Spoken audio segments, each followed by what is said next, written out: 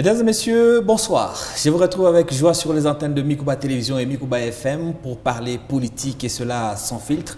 Chaque vendredi, on revient sur les faits qui ont marqué l'actualité en République démocratique du Congo durant toute la semaine. C'est vendredi, on reviendra notamment sur, évidemment, ce qui se passe à l'Assemblée nationale qui a désormais un bureau qui affiche complet avec un président élu et un rapporteur adjoint venant de l'opposition. On parlera aussi de l'évolution du processus de paix, notamment celui de Washington et de Doha. Kinshasa et M23 s'accusent mutuellement de bombarder les populations de la partie Est. On tirera le vrai du faux dans cette émission avec notre invité. On parlera aussi de la gestion de la province du Lualaba. Cette gestion est-elle toujours dans la vision du chef de l'État ?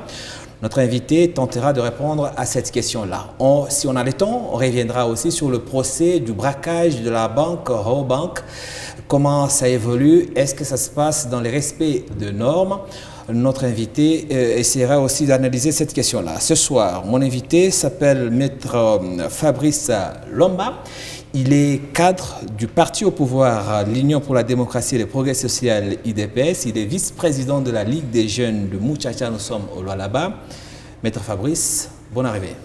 Merci beaucoup, Monsieur Alain. C'est un plaisir de retrouver ce programme. Merci beaucoup. Ça y est, à l'Assemblée nationale, on a désormais un bureau au complet avec un président venant de l'Union nationale pour le Congo, UNC, de Vital Kamerhe, même si celui qui a été élu n'est pas en bon terme avec celui qui a été chassé, donc le Vital Kamerhe, on en parlera dans un instant. Et aussi, le rapporteur adjoint, on va voir l'affiche ici, qui vient de Ensemble Parti de Moïse Katumbi, donc le bureau affiche complet. Ce qui nous intéresse, c'est surtout le nombre de voix qui ont été données aux élus. Le président avec 413 voix sur 424 élus présents. La candidate de l'opposition pour le poste de rapporteur adjoint a eu 389 voix sur 424. C'est donc un plébiscite, et surtout parce que pour ces deux postes, ils étaient tous des candidats uniques. Ma question, c'est... Maintenant que l'Union sacrée a fait ce qu'elle voulait à la tête de l'Assemblée nationale, le boulevard est désormais ouvert pour le changement de la Constitution? En tout cas, ça sera très tôt de le dire, parce que pour ce qui est de la révision constitutionnelle, je crois que c'est plutôt la question de la guerre ou de l'agression qui avait un peu chamboulé les choses. Ce n'est pas que le parti au pouvoir attendait bouger les choses à l'Assemblée nationale pour que la question de la Constitution soit touchée. Donc pour nous à l'UDPS, je crois que c'est très tôt pour le dire. Nous avons plus important, c'est notamment la rébellion ou l'agression rwandaise et de certains de nos frères congolais qui nous préoccupe pour le moment. Et donc la question de la révision constitutionnelle, c'est vrai, elle est salutaire. Il faut se le dire. Je crois que tous les partis politiques, à un certain moment, ont dit ou ont sollicité, n'est-ce pas, la révision de la Constitution. Tous les partis? Tout. Chacun à son tour. Quand vous prenez le PPRD n'est juré que par la révision de la Constitution. Vous rappellerez ici avec l'honorable Bouchab, qui avait même écrit un ouvrage entre les révisions constitutionnelles, qui justifiait notamment la possibilité d'aller toucher même les dispositions verrouillées moment où les circonstances ont changé. L'UDPS s'y était opposé, le peuple s'y était opposé, c'est pour cette raison que le PPRD n'avait finalement pas touché à la Constitution. Monsieur Alain, je nous rappelle ici que l'UDPS a été très cohérent dans ce qu'il a sollicité depuis le référendum. Si vous vous rappelez bien, l'UDPS avait sollicité qu'on vote pour le non, en ce qui concerne la Constitution de la République démocratique du Congo. Cependant, si à un certain moment, l'UDPS a été contre, c'est parce que la Constitution allait porter essentiellement sur le nombre de mandats. Alors là, l'UDPS estimait que cette fois-là, c'était pour répondre à un besoin. Or, nous savons que la règle de droit doit être impersonnelle. Je crois que le débat devra être plutôt tourné autour de ça, non pas sur la révision de manière formelle, mais les changements. même pas le changement, je veux dire, qu'est-ce qui doit être changé? Ok. Nous ne pouvons pas être nous-mêmes et à la majorité, à l'opposition. Ce n'est pas l'UDPS qui doit faire ces critiques-là. Donc, l'opposition doit faire une opposition un peu plus intelligente en allant peut-être accepter le changement ou, n'est-ce pas, la révision, mais en se questionnant sur quelles seraient les dispositions. Et même si, j'anticipe, et même si les dispositions, notamment de nombre de mandats, devraient être touchées, mais à quelles conditions? Je crois que c'est comme ça que nous pourrons être utiles, n'est-ce pas, à ce pays. Donc, pour le moment, je réponds à la question que, en tout cas, le changement du bureau n'a rien à voir avec le changement de la Constitution. Pourtant, les voix, notamment à l'UDPS et à l'Union Sacrée, s'élèvent déjà avant même l'installation des nouveaux membres du bureau de l'Assemblée nationale, allant dans le sens justement du changement de la Constitution. Beaucoup parlent, notamment à l'UDPS, de la prolongation du mandat du président de la République au-delà de 2028. Quelqu'un de l'UDPS, un cadre de l'UDPS a même dit que si jusqu'en 2028, on n'a pas récupéré tous les territoires occupés, il n'y aura pas élection. Il y a un autre cadre de l'Union Sacrée qui a déclaré vouloir proposer qu'on fasse sauter les limites de mandat présidentiel. Je crois que vous l'avez entendu celui-là aussi. Comment voudrez-vous que le peuple puisse penser que ces deux choses, ces deux sujets ne sont pas liés, le changement du bureau de l'Assemblée nationale et votre envie à l'UDPS de changer ou de modifier la Constitution? D'abord parce que la question du changement ou de la révision constitutionnelle a existé avant le changement du bureau. Ça, c'est un fait. Ça, tout le monde le sait.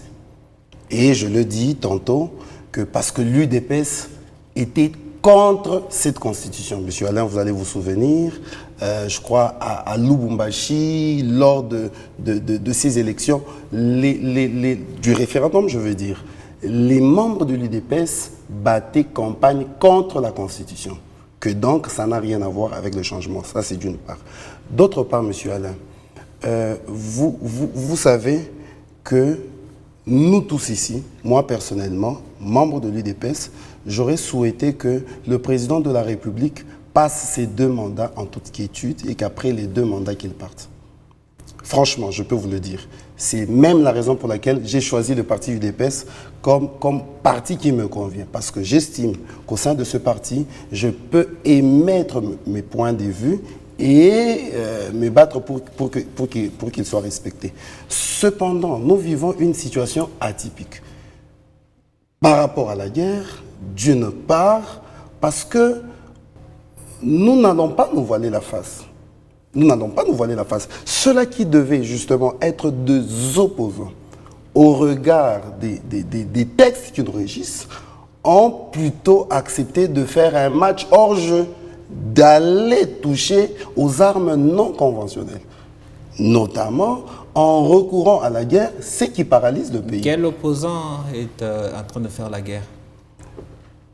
Ok, bien évidemment, il y a Franck Diongo, il y a Moïse Nyamura. Franck Diongo fait la guerre. Non, mais il est chez AFC. Il a été vieux à l'AFC, mais il n'est pas membre de l'AFC. Monsieur Alain, ouais. Vous savez, en droit, surtout en droit pénal, ouais. D'accord, il y a des attitudes, n'est-ce pas, de comportements qui peuvent être qualifiés d'infractionnels. Vous le savez, okay. Parce que ici, toutes ces personnes-là que je viens de citer, bien évidemment, je sais que vous m'attendez que je cite notamment Joseph Kabila, je le cite, okay. Je le cite pour ne pas prendre beaucoup de temps. Ce sont des personnes qui se sont affichées justement aux côtés de ces personnes-là et qui ont été, n'est-ce pas, dans ces zones-là. Et pour nous, nous estimons qu'ils n'ont pas joué la bonne carte telle que les lois l'exigeraient. Notamment Nanga. Il fait de l'opposition. Il devrait rester dans l'opposition républicaine ou régulière ou non armée, mais il a préféré toucher aux armes. Ce qui paralyse l'État aujourd'hui, personne ne peut le refuser. Pourquoi est-ce que vous ne vous demandez pas, c'est une parenthèse, on va revenir au sujet de l'Assemblée nationale, pourquoi est-ce que vous ne vous demandez jamais pour quelles raisons ces gens se retrouvent à prendre des options aussi extrêmes? Nous nous posons ces questions. Et la réponse c'est? La réponse, c'est que ces gens, à un certain moment, ont cru qu'ils étaient indispensables pour ce pays. Vous le savez, le président Nanga, président de la CENI à l'époque, président de l'AFC, il a fait plusieurs sorties, notamment en réclamant, n'est-ce pas, le respect de leurs accords. Un accord qui est illégal, parce qu'en droit, il y a ce qu'on appelle les conditions de validité de contrat. Personne n'avait donné au président Kabila, à Nanga, le mandat de donner, eux, à leur tour, encore moi, tu sais qui dit. Je suis bien d'accord. Ouais, je suis bien d'accord. Non, je suis là. Donc, je parle sur la base de leur sortie et de leurs revendications. Ils parlent de la violation des accords. Quel accord? Qui leur a donné ce mandat-là? Que donc, ils réclament plutôt leurs droits au regard de ces accords-là, au détriment de nous, la population. C'est là que je dis, ils se sont crus indispensables à ce pays. Et vous allez les voir notamment par des prises de position, tout ce qu'ils font comme organisation. C'est des gens qui ne savent pas se départir, qui ne pratiquent pas ce qu'on appelle l'art du détachement. Ils veulent être là et tout contrôler. Et moi, je crois que c'est ça le nœud du problème. Vous savez, la loi portant statut de président des anciens présidents de la République confère à l'ancien président de la République un certain comportement, une attitude à prendre. Et c'est pratiquement honorifique. Tout Congolais normal souhaiterait être dans ces conditions-là. Mais ça n'a pas été suffisant. Parce qu'il se croit indispensable, n'est-ce pas, à ce pays. Et c'est ça, je crois, pour moi, les nœuds et les véritables problèmes. Oui, en fait, certains vous diront que si ces gens se retrouvent à prendre des décisions ou des options aussi extrêmes, c'est peut-être parce que vous, à l'UDPS n'écoute que l'UDPS. Voire même au sein de l'Union sacrée, l'UDPS ne fait que ce que l'UDPS veut faire. Revenons à l'Assemblée nationale. Vital Kamerhe a été éjecté. Maintenant, celui qui est dans les petits papiers du chef de l'État est installé. Le traitement réservé à Vital Kamerhe, selon vous, qui est un allié de premières heures du chef de l'État, Félix Tshisekedi, est-ce que ce traitement, Vital Kamerhe le mérite-t-il? Monsieur Alain, si vous parlez du traitement, c'est-à-dire qu'il y a un auteur de ces traitements. Oui. Alors, je ne sais pas qui l'auteur de ce traitement, c'est l'UDPS, qui a initié une pétition contre Vital Kamerhe. Cette pétition a été appuyée par la majorité qui est l'Union sacrée. En tout cas, ce n'est pas l'opposition qui a appuyé et demandé le départ de Vital Kamerhe. C'est très clair, ma question. Donc, l'Union sacrée, avec en tête d'affiche l'UDPS que vous êtes, vous avez tout fait pour éjecter votre allié de premières heures, l'homme qui a cru en vous avant tout le monde. Je le dis et je vais le redire. Cette œuvre n'est pas de l'UDPS. Comment ça? Faites-nous la différence. C'est lui qui a initié la pétition contre Kamerhe, il est de l'UDPS. Alors comment vous dites que ce n'est pas l'œuvre de l'UDPS? Je vais vous révéler une chose. Je crois que vous le savez. Aujourd'hui, tout le monde crie au désordre à l'UDPS. Parce que vous voyez un vice-secrétaire attaquer le titulaire, ainsi de suite. À l'UDPS, je le dis tantôt, nous avons cette liberté. Nous avons, je vous le dis, je peux critiquer certaines décisions du président de la République. Et je l'ai fait. Ceux-là qui me connaissent savent qu'il m'arrive de dire que ça, je n'ai pas apprécié. Que donc, il y a cette liberté à l'UDPS que vous ne pouvez pas de là, un cas très isolé, de là aller dire que c'est vraiment ce que l'UDPS... Un cas très isolé? Très isolé. Parce que déjà, quand vous voyez notamment celui qui était président ou vice-président de l'Assemblée provinciale, Godin Mpoui, le professeur, il est parmi les gens qui ont fait à ce que cette pétition... Et je vous rappelle, j'étais passé dans une émission ici chez vous, je l'avais souligné, que la fraude corrompait tout. Même s'il y a d'autres personnes qui pensent que ce n'est pas le cas, que la pétition, n'est-ce pas, qui visait, n'est-ce pas, le président Vital Kamerhe, n'allait pas aboutir. Cependant, si le président Vital estimait que pour son honneur, il pouvait démissionner, il devrait prendre ces mesures-là. C'est ce qu'il a fait. Donc, la pétition n'avait pas touché. Mais vous êtes là en train de modifier une histoire récente de notre pays que nous tous on a suivi. Vital Kamerhe n'a pas démissionné avant que la motion ne soit traitée. La pétition a été traitée, validée par la commission qui en avait la charge. Et donc, c'est avant que l'on passe au vote que Vital Kamerhe a choisi de démissionner. Ce n'était pas avant le traitement de la motion. Qu'est-ce que ça veut dire? Ça veut dire qu'il n'y a pas eu de vote. Oui, il n'y avait pas de vote, mais lui ne voulait pas l'humiliation d'aller au vote. Mais la pétition avait déjà passé toutes les étapes avant d'être présentée. C'est là que je dis, aller jusqu'au bout. Vous lui avez refusé qu'il prenne la parole. C'est en insistant qu'il a finalement pris la parole, Vital Kamerhe. Déjà, quand vous démissionnez, vous ne prenez pas la parole. C'est juste que vous déposez votre lettre de démission. Mais je reviens. Quand je dis n'est pas aller jusqu'au bout, c'est-à-dire on n'a pas eu de vote. Parce que seuls les votes sanctionnent justement le sort d'une pétition. Il n'y a pas eu de vote, M. Anna, donc je ne suis pas en train de modifier l'histoire la plus récente. Il y a des mécanismes qui sont prévus, qu'il s'agisse du règlement intérieur de l'Assemblée nationale, qu'il s'agisse de la Constitution. Je crois qu'à un certain moment, c'est le respect à nos mécanismes qui va faire de nous de grands hommes. Donc, chaque étape de la pétition est importante. Mais Vital Kamerhe a anticipé, il a démissionné. Ça, je salue. C'est du courage. Mais je ne suis pas en train de dire qu'il ne devrait pas démissionner. Je ne suis pas en train de dire ça. Il a pris sa décision, il a estimé que pour son honneur, il devrait partir. Alors, c'est là que je reviens à la question. Est-ce l'UDPS? Non, l'UDPS n'a pas ces méthodes-là. Monsieur Alain, je vais vous relater une petite histoire. Rapidement. Vous savez qu'aujourd'hui, il y a des décisions que le ministre de l'Intérieur est en train de prendre, mais qui sont attaquées par les membres de l'UDPS au Conseil d'État. C'est qu'on n'a pas vécu dans ce pays. Vous rappellerez que M. Chadari a violé, ou il a violé même l'arrêt de la Cour constitutionnelle, qui réhabilitait quasiment son époque. Il a proclamé vacances au sein de l'Assemblée, plutôt du gouvernement provincial, et il a demandé à la CENI d'organiser des élections. Personne n'a levé son petit doigt. Oui. Cependant, ces décisions devraient aussi être attaquées devant le Conseil d'État. Aujourd'hui, les gens crient au désordre alors que c'est ça l'ordre. C'est-à-dire, même à l'UDPS, il y a des décisions qui sont prises par les autorités de l'UDPS et qui sont aussi attaquées par les membres de l'UDPS. Mais attendez, Monsieur Fabrice, c'est pas possible. Ici, on parle de la gestion du pays. Il faut pas... Pourquoi est-ce que vous voulez transphaser votre méthode de fonctionnement de l'UDPS au niveau du pays? L'Union sacrée, la majorité présidentielle, la majorité au pouvoir, l'Union sacrée a bien un commandant à bord. Un commandant qui décide quelle est la vision, quelle est la direction que le pays doit prendre, dirigée par la majorité.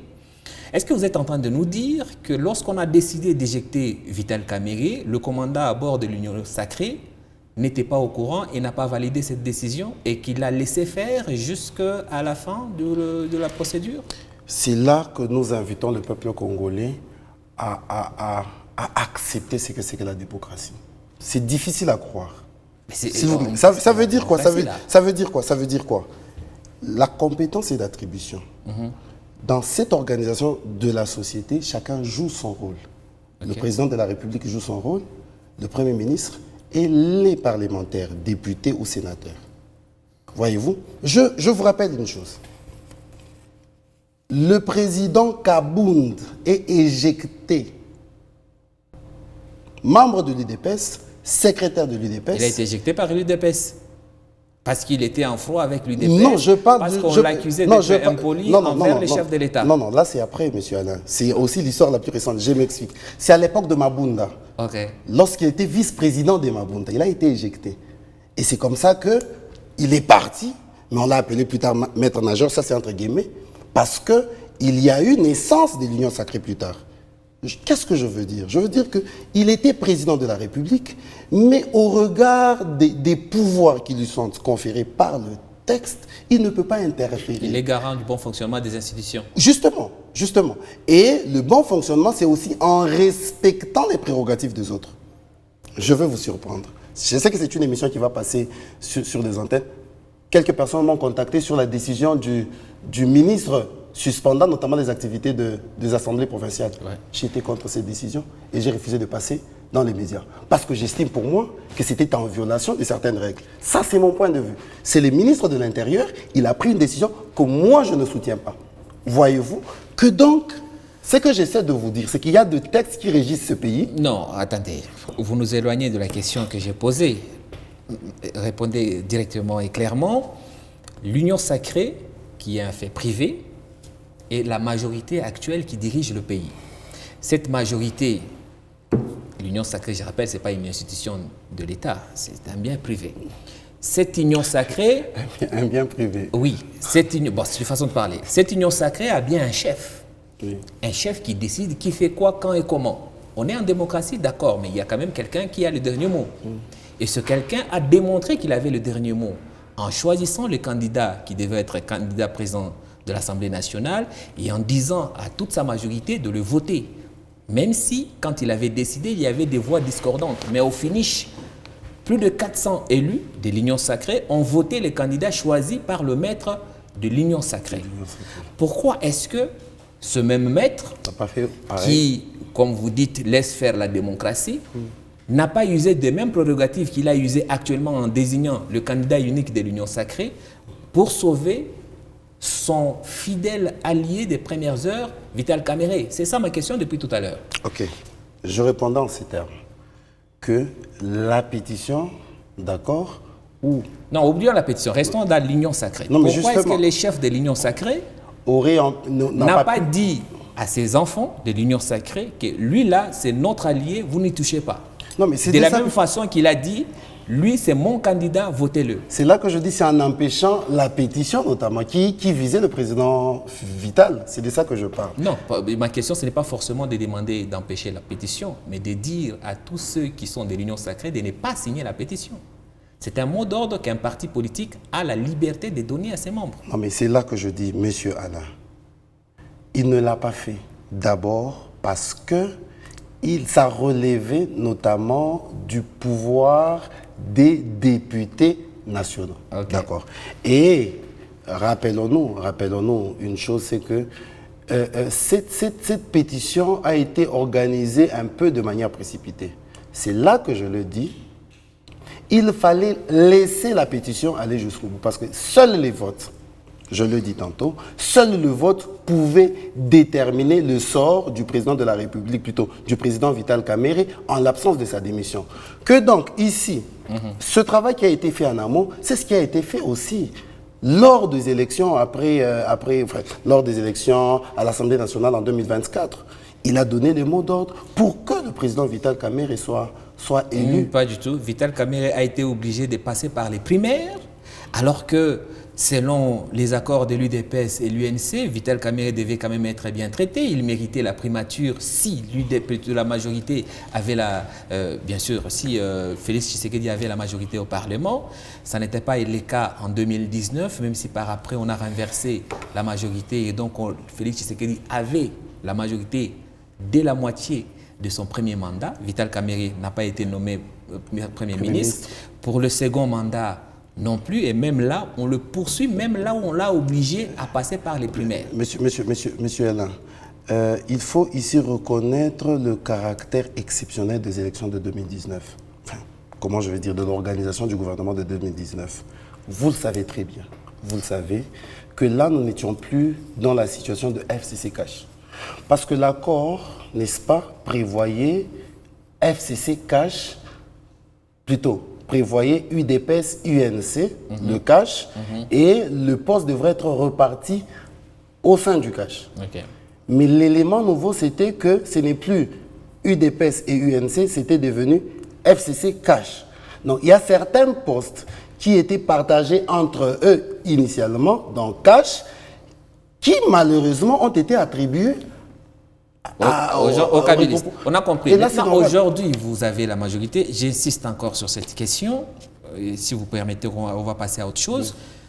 Oui. Vital Kamerhe, s'il y a des fidèles autour de Félix Tshisekedi, Vital Kamerhe doit être compté parmi les premiers. En effet. Est-ce que ce qu'on lui a fait Vous dites que ce n'est pas l'UDPS, mais peu importe, c'est la majorité qui est au Parlement, elle est de l'Union sacrée. Ce que l'Union sacrée a fait à Vital Kamerhe, est-ce que Vital Kamerhe le mérite? Vous me dites oui ou non? Je vais le dire, mais je voudrais aussi ici en appeler à la sincérité de tous ceux-là qui nous suivent. Vous me posez la question s'il l'a mérité. Oui. Moi, je me pose la question, qu'est-ce qui a fait à ce que ses pairs se comportent comme ça à son égard? Mérité, je crois que Vital Kamerhe, au regard des efforts fournis, des apports, il devrait être parmi les personnes qui devraient, en principe, rester de manière permanente aux affaires. Ça, nous l'aurons souhaité. Ça, je le souhaite. Donc, ce qui est en train de lui arriver, en tout cas, il ne le mérite pas. Il ne le mérite pas, mais je crois qu'à un certain moment, il doit tirer des leçons de la vie. Il doit tirer des leçons de la vie. Je l'apprécie beaucoup. Je suis très proche de ce parti politique-là. Même en famille, bien évidemment, je suis extrêmement proche de ce parti politique-là. Malheureusement, c'est le jeu du pouvoir. C'est le jeu du pouvoir. Parfois, on ne comprend pas ce qui nous arrive. Ça nous a pris 2 mois. 2 mois pour organiser l'élection du successeur de Vital Kamerhe et du rapporteur adjoint de l'Assemblée nationale. 2 mois en une session parlementaire très capitale pour la bonne marche du pays, la session budgétaire de septembre, qui doit s'achever, se clôturer le 15 décembre prochain. Il reste donc, si on compte à partir de lundi prochain, moins d'1 mois pour que maintenant on puisse se pencher sur le budget, l'analyser, le corriger et le voter. Est-ce que les députés vont avoir maintenant suffisamment de temps pour analyser cette loi budgétaire qui est capitale pour la bonne marche du pays pendant l'année prochaine? Bon, matériellement et comment je vais dire honnêtement, ça sera très difficile pour les députés, à moins qu'ils fassent de nuit blanche pour y parvenir. C'est-à-dire ils doivent travailler d'arrache-pied pour y parvenir. Cependant, la Constitution a prévu tous ces mécanismes-là. C'est-à-dire, si jamais dans le délai constitutionnel, il n'arrive pas, n'est-ce pas, à voter la loi de finances, il est possible que cette loi de finances soit, n'est-ce pas, promulguée par voie d'ordonnance par le président de la République. Donc, ce sont des mécanismes déjà prévus par la Constitution. Mais ce que nous souhaitons, je reviens encore sur un souhait, c'est que les députés travaillent d'arrache-pied pour, n'est-ce pas, arriver à... Parce que le projet a été déposé dans le délai. Parce que la loi parle du 15 septembre. Le projet a été déposé, c'était Vital Kamerhe, on va voir en photo ici, c'était Vital Kamerhe qui avait d'ailleurs reçu cette loi, ce projet de budget qui est évalué à 20 milliards de dollars, plus de 59 000 milliards de francs congolais. On va revenir sur la question du franc congolais et de ce budget. Restons d'abord sur l'ordre de priorité. On vient de passer 2 mois juste pour éjecter Vital Kamerhe et le remplacer. Et la partie la plus importante de cette session, on va la précipiter. Et vous nous dites vous-même que la loi prévoit que si on n'arrive pas à se mettre d'accord, que le président va décider lui-même. Est-ce qu'on est toujours dans la logique du peuple d'abord? Est-ce que là, on a passé le peuple avant nos querelles internes? Qu'est-ce qui était si urgent pour que le traitement du budget passe au second plan par rapport au statut de Vital Kamerhe? Je vais essayer d'être logique dans ce que j'ai dit précédemment.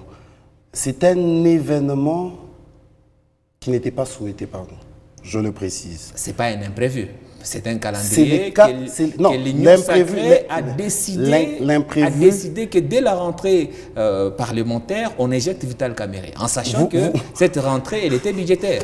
Vous revenez sur l'Union sacrée, tout comme vous avez cité l'UDPS, je répète, sincèrement, je n'ai pas entendu à l'UDPS ou à l'Union sacrée quelqu'un dire que nous sommes dans un projet d'éjecter Vital Kamerhe. Donc c'est un événement malheureux. Comme on le dit, ceci est pour nous un sujet de douleur. Tout comme l'UNC aussi. Ouais. Que donc c'est un événement malheureux. Parce que dire que nous avons préféré passer Vital Kamerhe avant, ou son départ... Ce sont les faits. Nous n'avons pas préféré. C'est là que je dis que c'est hasardeux, c'est arrivé. Monsieur Alain, La gestion de la République est une question complexe. Vous n'êtes pas nécessairement devant un cas. En gérant ces pays, vous êtes en même temps devant plusieurs cas. Ça ne veut pas dire que vous choisissez, non. Ce sont de problèmes que vous devez gérer simultanément. Que donc ici, il n'est pas question de dire que le principe, le peuple d'abord, n'est-ce pas, est mis de côté. Non, nous sommes justement de plein pied dans ce principe. Parce que le peuple d'abord, pour parvenir, n'est-ce pas, à ce salut du peuple, il faut passer par le respect. L'éjection de Vital Kamerhe. Maître Fabrice, non, sincèrement. Parlons des faits. L'Union sacrée a la majorité parlementaire. Le chef de l'État est le garant du bon fonctionnement des institutions. Nous arrivons à une session importante pour la bonne marche de la République. Nous sommes en guerre. On doit traiter le budget. La majorité parlementaire introduit une pétition pour éjecter plusieurs membres du bureau. Le président, il ne s'y oppose pas. La majorité au pouvoir ne s'y oppose pas. Le parti au pouvoir ne s'y oppose pas. Et je crois qu'il n'y a rien à philosopher là-dedans. Ça veut dire que tous ceux qui ne se sont pas opposés, qui ne disent mot consent, dit-on, vous avez dit que, ok, éjecter Vital Kamerhe était prioritaire par rapport à l'examen du budget. C'est clair, je crois. Oui, non. Dans d'autres sciences ou dans d'autres domaines, qui ne dit mot consent, mais en droit, qui ne dit mot ne consent toujours pas. Il y a des cas dans lesquels on dit qu'il ne dit mot consent. Il y a aussi des cas dans lesquels qui ne dit mot ne dit rien. Pour revenir à ce fait, Monsieur Alain, j'insiste sur ce fait-là. Dire mot ou donner une quelconque injonction serait contraire à ce principe, notamment de l'UDPS, le peuple d'abord. Parce que ici, vous voulez qu'on passe avant tout, n'est-ce pas, à la loi des finances. Oui. Mais qui va présider ces assises? Mais il y avait des institutions étaient bien installées. En qui les députés n'ont plus confiance? Pour quelles raisons? Non, mais toutes les raisons sont énumérées dans leur pétition, leur motivation. Est-ce que ces raisons sont plus importantes que voter une loi de finances qui va nous permettre de mettre fin de nous permettre de faire fonctionner le pays normalement? Je reviens à ma réponse. C'est que toutes les questions sont importantes. Il s'agit ici... Mais il y a bien l'ordre des priorités. L'ordre de priorité, c'est notamment se rassurer que la personne qui va présider au vote incarne encore la confiance de ses pairs. Ok, c'est clair, c'est très clair. On va avancer. En tout cas, vous avez bien chuté. Revenons maintenant sur le budget. 59 000 milliards de francs congolais, environ 20 milliards de dollars au taux de 2850. Maintenant, le taux, il vacille autour de 2000-2100. Il est clair que ce budget, tel que déposé, n'est plus en cohérence avec la réalité sur terrain. Il va falloir plutôt le travailler en profondeur. Au risque d'ailleurs qu'il soit rejeté pour incohérence avec la réalité sur terrain, c'est qu'il risque de faire tomber le gouvernement. Parce que si on rejette le budget, ce serait ça, Lucie, si on en croit les propos des élus. Qu'est-ce qui va se passer maintenant? Est-ce qu'il faut que le gouvernement retravaille ces chiffres? Parce que ces chiffres ne sont plus réalistes. Les taux actuels avec lesquels on perçoit les taxes et les impôts, ce n'est plus les taux avec lesquels on a travaillé ce budget. Oui, monsieur Alain, c'est même pourquoi on l'appelle projet. C'est-à-dire que l'Assemblée nationale, en y travaillant, tient compte de tous ces éléments-là. Et puis, vous le dites, c'était autour de 2800 parce qu'au moment où il était élaboré, le projet, le taux était à 2800. Que donc, aujourd'hui, sur terrain, le taux est en train de bouger. Je crois qu'il sera aussi important de l'adapter. Il ne s'agira pas nécessairement de le rejeter. Il s'agira ici, notamment, d'apporter des amendements. Parce que les amendements au projet de loi de finances sont, n'est-ce pas, autorisés. Vous vous rappellerez ici du discours, encore je vais les citer, du professeur Beauchamp. lorsqu'il devrait faire passer, je crois, une loi à l'Assemblée nationale, pendant qu'on était en train d'émettre des critiques, il dit non, mais le gouvernement n'est fait qu'un projet. Ceux-là qui sont habilités à élaborer la loi, ce sont des législateurs. Donc c'est un projet, ils pourront l'amender dans une certaine mesure et puis ça va avancer. Je le dis, si dans le délai, ça c'est constitutionnel. Je ne sais pas comment est-ce que les autres vont le prendre, mais l'article 126 de la Constitution prévoit que si tout ceci n'est pas fait dans le délai, il y a notamment la possibilité que le président de la République promulgue cette loi de finances. Et ça veut dire que cette loi de finances va être, si on prend l'exemple que vous donnez, va passer tel qu'elle est déposée. Donc, ne va pas subir les modifications des députés qui sont les représentants du peuple et qui connaissent mieux les besoins du peuple, parce qu'eux ont été en vacances parlementaires, ont recueilli les besoins du peuple, et c'est grâce à ces rapports parlementaires que ce budget devrait subir des modifications et correspondre aux besoins réels de la population. Si on passe outre l'examen de l'Assemblée nationale, ce budget donc, il va correspondre à quoi? Monsieur Alain, vous venez justement de reconnaître que cette constitution doit être modifiée. Ah, alors, donc est-ce qu'on va modifier la constitution avant 2026? Non, ça veut dire quoi? Pour le moment, nous n'avons qu'à respecter la constitution. Oui, d'accord, mais cette constitution prévoyait une période pour le traitement de ce budget. Vous avez perdu cette période, 2 mois. On pouvait même élire les nouveaux bureaux en 2 semaines après la chute de Vital Kamerhe. Pourquoi on a pris 2 mois pour remplacer Vital Kamerhe? Vous voyez les conséquences. Monsieur Alain, j'ai appris du journalisme que même les imprévus étaient prévus. OK. Ici, ça veut dire que la Constitution a prévu cet imprévu. Exact. C'est-à-dire que le législateur, d'ailleurs en droit on dit, l'homme le plus intelligent, c'est le législateur. Quand il légifère, il a compris que nous pouvons être dans une situation telle que l'Assemblée nationale n'arrive pas à voter dans le délai la loi des finances. Et quelle serait la situation? Et la situation, elle est prévue par la Constitution. Vous n'allez pas nous reprocher de ce fait-là. Très bien, on a compris. C'est la méthode du DPS qui n'est responsable de rien et qui a la chance d'avoir toutes les bonnes réponses. Quittons l'Assemblée nationale, parlons à présent du processus de paix, de Doha et de Washington. Commençons par Washington. Au Brésil, face à la diaspora congolaise, le président congolais, Félix Tshisekedi, a annoncé qu'il attend l'invitation du président Trump pour aller signer l'accord de paix avec son homologue rwandais. Quelques jours après, son ministre de la Communication, Patrick Muyaya, déclare que, en fait, le président Tshisekedi conditionne sa signature de l'accord de paix par d'abord le retrait des troupes rwandaises du territoire congolais. Ma question, c'est, sommes-nous en position d'imposer ou d'exiger quoi que ce soit?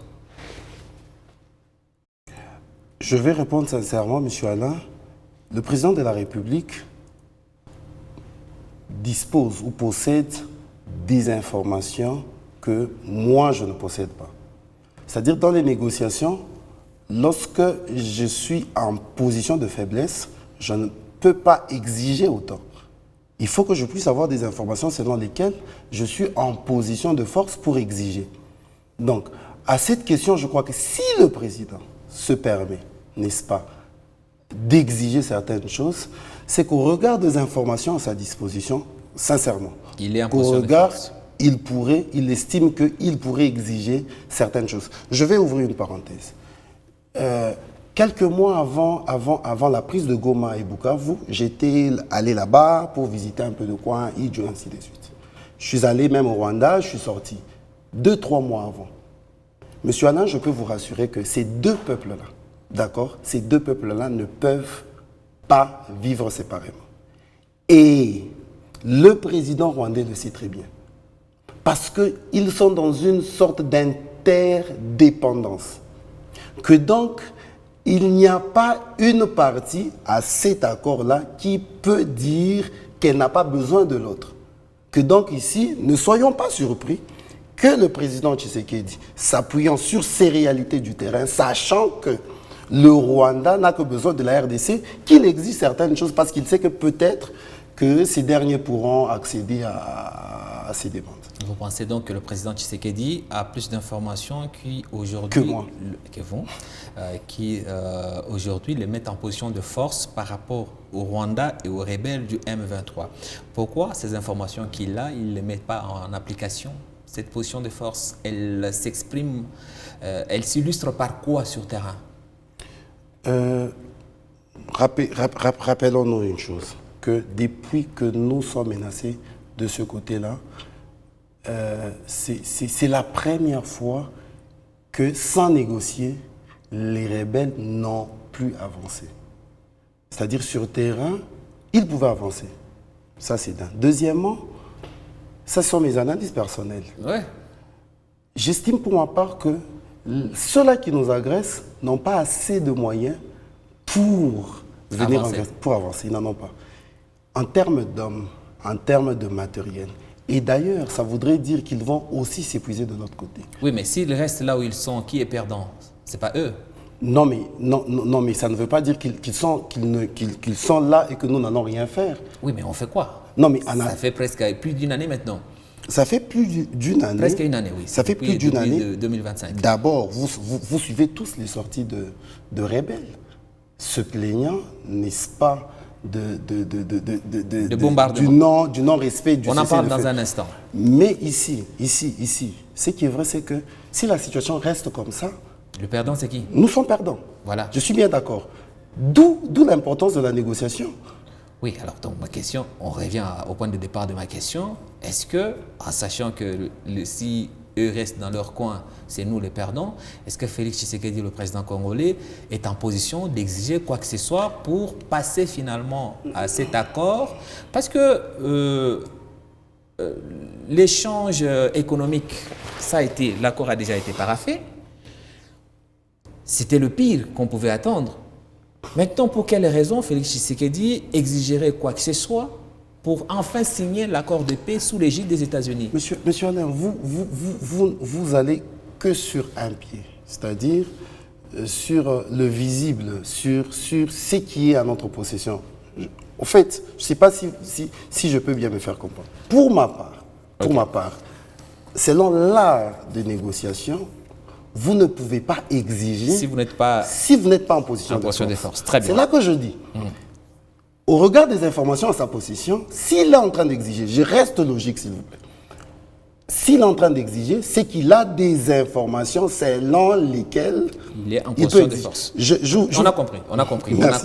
Maintenant, mettons dans le cas, répondez très rapidement, dans le cas où ce que nous savons de la réalité sur terrain, est effectivement ce que lui, le président Tshisekedi, a aussi comme réalité. Ça veut dire qu'on n'est pas en position de force et qu'on exige, on essaie de tirer en longueur la signature de cet accord de paix. Est-ce que le pays ne perdrait pas au finish? Merci beaucoup. Je réponds rapidement. Ça veut dire que s'il gagne en temps, il attend des éléments qui pourront lui permettre de faire face à cette guerre. Revenons maintenant sur le terrain. Là, on est sur le processus de Doha. Le gouvernement est en train de négocier avec le M23. Le ministre Mouyaya a dit on est maintenant à la phase d'atterrissage, c'est-à-dire que toutes les grandes lignes ont été décidées et bientôt on va signer. Mais en même temps, au front, les deux parties s'accusent mutuellement. Le M23 accuse le gouvernement de violer les cessez-le-feu en bombardant ses troupes. Patrick Mouyaya, le ministre de la Communication, dit que non, en fait, c'est le M23 qui se bombarde lui-même. Est-ce logique selon vous? Logique, oui. Est-ce que c'est un cas envisageable? Oui. Parce que nous connaissons le cas du pyromane, quelqu'un qui met le feu et crie incendie, ainsi de suite, pour se victimiser. Je ne le dis pas parce que je suis de l'UDPS. Je le dis tout simplement parce que c'est un cas, d'accord, avec la logique qui peut exister. Mais ici, c'est que si je peux faire un appel, c'est que nous attendons de la part de belligérants beaucoup de sérieux et de responsabilité. Parce que le sort, n'est-ce pas, de ce pays et de cette guerre-là est entre leurs mains. C'est-à-dire qu'ils soient sérieux, justement. Que si le porte-parole du gouvernement dit qu'il ne bombarde pas, qu'il en soit ainsi, Et que les rebelles aussi, si ce sont eux qui sont en train de le faire, qu'ils se ressaisissent un peu, parce que, comment je veux dire, la situation dépend d'eux. À l'UDPS, qu'est-ce qu'on attend de l'après-signature de ces deux accords? Qu'est-ce qui va se passer avec le M23? Bon, à l'UDPS, ce que nous attendons, après la signature de cet accord, c'est le retour de la paix. Ça veut dire quoi concrètement? On a Nanga et ses troupes qui sont bien installées là-bas. Selon vous, le meilleur accord, l'accord qui est en cours de négociation, prévoit quoi après la signature? Est-ce que vous prévoyez que Nanga et ses collègues quittent le pays pour aller où? Ou bien Nanga doit revenir à Kinshasa pour faire quoi? Quelle est la fin que vous, à l'UDPS, je parle de l'UDPS, ce n'est pas du gouvernement, vous à l'UDPS, quelle est l'issue que vous espérez dès la signature de ces accords? Je veux répondre en ces termes. L'issue l'issue ou encore le sort de tous ces belligérants sera déterminé dans l'accord qui n'est pas à ma possession à ce jour. Non, ça on sait, mais qui vous, n'est pas à ma l'UDPS, possession. quelle est votre espérance? À l'UDPS. Quelle est votre vision sur la question? À l'UDPS, ce que nous voulons, c'est que cet accord apporte la paix en ce que la guerre cesse, d'une part, et que les belligérants, si on peut pratiquer en leur cas ce qu'on appelle la justice transitionnelle, on peut quand même les éviter les poursuites judiciaires. Zéro poursuite pour Nanga et tous ses collègues. C'est possible. C'est possible. Et vous tous les morts, on en fait quoi? Tous les morts, on en fait quoi? C'est le prix à payer. C'est le prix à payer. C'est le prix à payer. Pourquoi? Parce qu'aujourd'hui... N'est-ce pas ce que vous avez critiqué de Kabila quand il a signé le même accord avec le même mouvement? C'est différent. C'est différent. En quoi? C'est différent parce que, Kabila a donné lieu à de brassages et mixages. Oui. A donné lieu à une situation de non-État. Ne pas punir des rebelles, c'est une situation d'état de droit? Ne pas punir. Je vous parle de la justice transitionnelle. Dans le droit international... Mais vous avez clairement... Et évitez-nous le langage juridique. Notre public a besoin de comprendre clairement. Je vais expliquer Non, clairement. n'expliquez pas parce qu'on n'a pas beaucoup de temps. Clairement, en des termes compréhensibles. Clairement, ça veut dire quoi? Vous prenez le cas de l'Afrique du Sud. L'Afrique du Sud... Prenez l'exemple de Nanga. Dès qu'on signe l'accord, Nanga devient quoi? On l'arrête, on l'envoie en exil ou bien on lui donne un poste ministériel? Non, pas de poste ministériel. Ok. Cependant, nous pouvons envisager, n'est-ce pas de poursuite non plus. Donc vous pensez, et c'est ce que vous pensez qu'actuellement vous êtes en train de négocier avec un rebelle qui occupe une très grande partie de la République pour le faire accepter de quitter sa position de force pour simplement éviter les poursuites judiciaires? Exactement. Au cas contraire... Et c'est réaliste, vous pensez? Monsieur Alain, sinon tous les frustrés prendront des armes contre ce pays. Et s'ils refusent, c'est très réaliste. Quoi? On continue avec la guerre. Vous continuerez avec la guerre. Très bien. On a noté. Mais en tout cas, on espère qu'on va arriver à la paix. Ce qui est intéressant aussi, c'est qu'il y a une possibilité d'une paix générale, c'est le dialogue. Le chef de l'État a dit seul le dialogue que lui convoquera aura lieu. Est-ce une bonne position qui met à l'aise tous ceux qui sont les parties prenantes à cette crise qui est à la fois sociale, politique et sécuritaire? Oui, j'estime pour ma part que c'est le cas. Parce que, vous l'avez aussi dit, le président de la République est le garant. Au regard de la Constitution, au regard de textes qui nous régissent. Il est le seul qui a reçu mandat de pouvoir apprécier de l'opportunité et de l'urgence de certaines organisations. Je crois que dans sa situation, et au regard de pression qu'il a reçue, du sabotage notamment, il peut aller jusqu'à souffrir d'une crise de confiance, et à être un peu sceptique, n'est-ce pas, sur certaines propositions des uns et des autres, et d'être le seul, parce que bien c'est lui qui sera jugé. En voyant dans quel état le pays est aujourd'hui par rapport à quand l'UDPS a pris le pouvoir, est-ce que ça ne demande pas que l'UDPS puisse avoir un peu d'humilité? Monsieur, pour ne pas dire que seuls nous avons le droit de décider sur tout ce qui doit se passer dans le pays. Monsieur Alain, ce n'est pas nous l'UDPS, C'est la loi. c'est la loi. Très bien. Ça, c'est important. Et puis, je précise une chose, s'il vous plaît. Je crois que l'UDPS a sensiblement amélioré la situation de ce pays au regard de moyens à sa disposition. Très bien. Je crois que j'aurai l'occasion de le dire, mais il y a des preuves qui attestent que du point de vue administratif et tout ce qui va avec, l'UDPS a amélioré beaucoup de choses. Très bien. Bon, ça fera l'objet d'une autre émission. On pourra y revenir et on pourra analyser point par point et vous nous prouverez en quoi l'UDPS a amélioré les conditions de vie des Congolais durant ces 2 mandats de gestion. Venons, restons dans la gestion. Parlons maintenant de la gestion de la province du Lualaba. Quand vous observez la manière que cette province est gérée, est-ce que vous pensez qu'elle est gérée toujours dans la vision du chef de l'État? C'est vraiment une question directe, quoi. Oui, très directe. En fait, la situation sur le terrain n'est pas celle souhaitée. C'est-à-dire? C'est-à-dire qu'il y a beaucoup de choses qui ne marchent pas encore. Je vois des gens faire des remarques, ainsi de suite. Moi-même aussi, j'en fais. Mais de là, peut-on dire que la gestion ne s'inscrit pas dans la vision du président de la République? Je dis non. Ah, ok. Donc, je ce dis qui non. se passe, c'est la vision du chef de l'État. Non, attendez.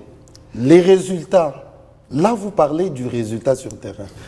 Or, la question parle de la vision. Ouais. La vision est là. Okay. Mais est-ce que les résultats sont ou s'inscrivent ou sont tributaires de la vision? C'était ça ma question. Non, c'est là que j'essaie de la scinder pour bien répondre. La vision peut être bonne, mais est-ce que ce qui est fait, c'était géré? Non, les résultats, pas encore. Il y a beaucoup de choses à faire, monsieur Anna. Il y a beaucoup de choses à faire. Je le dis. Qu'est-ce qui manque pour que la vision du chef de l'État, qui est quand même le président de la République, ne puisse pas s'appliquer en province? Je rappelle que l'UDPS, qui ne peut pas se dédouaner, vous avez le poste de vice-gouverneur de la province. Donc, vous prenez part à la gestion de la province. Bien sûr. Qu'est-ce qui manque pour que la vision du chef de l'État puisse s'appliquer selon vos propres mots? Non, mais il faut d'abord ici dire que cette province a fait beaucoup de progression, vous le savez. Okay. Actuellement, on observe une certaine stagnation. Okay. J'essaie de rester sur ce que nous voyons tous. Okay. C'est-à-dire que c'est une situation. Et là, moi aussi, je me questionne. Je me demande qu'est-ce qui ne va pas. Je crois que, en toute sincérité, il faut plutôt aller jusqu'à questionner, n'est-ce pas, ceux-là qui sont concernés directement. Mais il me semble, ça n'a rien d'officiel. Je parle au conditionnel. Oui, ce qui vient d'entendre à la suite. C'est important, c'est important. Okay. Il me semble que à un certain moment, certains projets n'ont pas été financés à temps, faute de mobilisation déficitaire, notamment de recettes. C'est comme ça qu'il a été précipité, n'est-ce pas, le recouvrement, ainsi de suite. Parce que ils estimaient à l'époque qu'ils n'avaient pas suffisamment de fonds pour, n'est-ce pas, financer tout le projet. Je crois que le manque de fonds, c'est officiel. Hein? Madame la gouverneure a déposé une reddition de comptes avec, déjà d'abord pour le budget de l'année passée, c'était déficitaire. Et pour le nouveau budget, pour la nouvelle année, c'est réduit à 10%. Ça veut dire que les moyens sont en baisse en province. Justement, ça s'explique. C'est là que je dis. Donc, la situation sur le terrain, elle est fonction, n'est-ce pas, de la mobilisation de recettes. Mais cependant, il y a plusieurs raisons. Même si ceux-là qui sont vraiment dans l'investissement vous diront que c'était de bonnes décisions. Notamment l'exploitation ou la commercialisation du cobalt. Ouais. Vous le savez que le Lualaba, c'est la capitale mondiale du cobalt. Ouais. Le Lualaba, c'est d'abord le cobalt, le cuivre, c'est accessoirement. Et c'est comme ça que le manque d'exploitation du cobalt peut, n'est-ce pas, occasionner... Mais encore une décision prise par l'UDPS. Non, mais c'est important. Non, mais c'est une décision importante. Oui, mais maintenant les conséquences, vous vous en plaignez. Non, non, on ne s'en plaint pas, monsieur. N'avez-vous pas prévu les conséquences? Nous faisons de constats, monsieur Alain, s'il vous plaît. Oui. Nous faisons de constats. Aujourd'hui, même dans nos maisons, il nous arrive de prévoir soit de faire l'excédent, soit de faire le déficit. Mais le plus important, c'est de s'adapter dans ce déficit. Oui, sauf qu'ici, c'est vous-même qui avez créé le problème et vous subissez les conséquences. Et puis, on vous dit que la gestion de la province n'est pas dans la vision du chef de l'État. En fait, non, s'il vous plaît, soyons clairs. Le gouvernement central décide d'interdire l'exportation du cobalt. Conséquence, le Lolaba n'a plus de moyens de sa politique. Et vous nous dites, voilà, la gestion de la province n'est pas dans la vision du chef de l'État. Non, non, non, je n'ai pas dit ça. Mais vous avez dit que les résultats sur le terrain ne ressemblent pas à la vision. Mais vous l'avez... J'ai dit qu'il fallait dissocier les deux. J'ai dit qu'il fallait dissocier les deux. J'ai dit, il y a la vision du président de la République. Oui, mais les résultats ne il y a les résultats. Et je justifie le manque des résultats. Je ne dis pas comme vous l'avez dit de manière directe. Non, je n'ai pas dit ça. Moi, j'ai la faiblesse d'être direct. Mais vous essayez de contourner parce que je comprends, vous êtes politique. Terminons très rapidement avec cette question de justice. Le braquage du Robank. Je vais juste avoir votre point de vue. Madame Honorine Porsche est actuellement jugée. Au finish, on découvre que en fait, les vrais braqueurs, ce sont les éléments de sécurité qui étaient venus.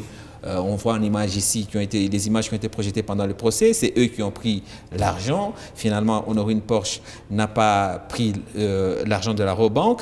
Mais ma question ne porte pas vraiment sur le procès du braquage lui-même, mais c'est plutôt sur le procès du mauvais traitement réservé à la braqueuse lorsqu'on l'a arrêtée. Et ce procès-là, il est déjà clôturé. Je nous évite de commenter un procès en cours. Donc, on va commenter plutôt celui qui est fini. Madame Honorine Porsche, victime donc d'un mauvais traitement, a reçu du tribunal le droit de toucher 5 000 $ pour le mauvais traitement qu'elle a subi.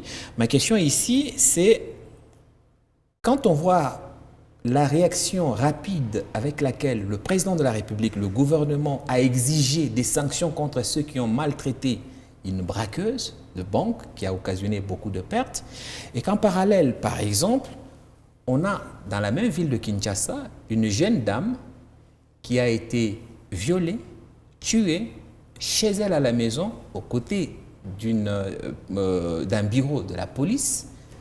Aucun mot du gouvernement central, aucune tristesse, aucun message du chef de l'État. Est-ce que la vie des étrangers compte plus, je rappelle qu'Honorine est allemande, compte plus que la vie des Congolais? Très rapidement. Non, la vie des étrangers ne compte pas. Pourquoi ce double traitement? Bon, sincèrement, je crois qu'il faut que... je ne sais pas pourquoi est-ce que le gouvernement n'a pas encore réagi sur la situation, mais je crois aussi que ceci ne pouvait pas empêcher au gouvernement de réagir sur la situation de Madame Honorine. Parce que une femme doit être respectée. Merci beaucoup, Maître Fabrice Luamba, d'avoir accepté notre invitation. Merci infiniment, c'est un plaisir de passer ici. Merci à vous aussi pour votre fidélité. Politicos à retrouver le vendredi prochain. D'ici là, restez-nous fidèles.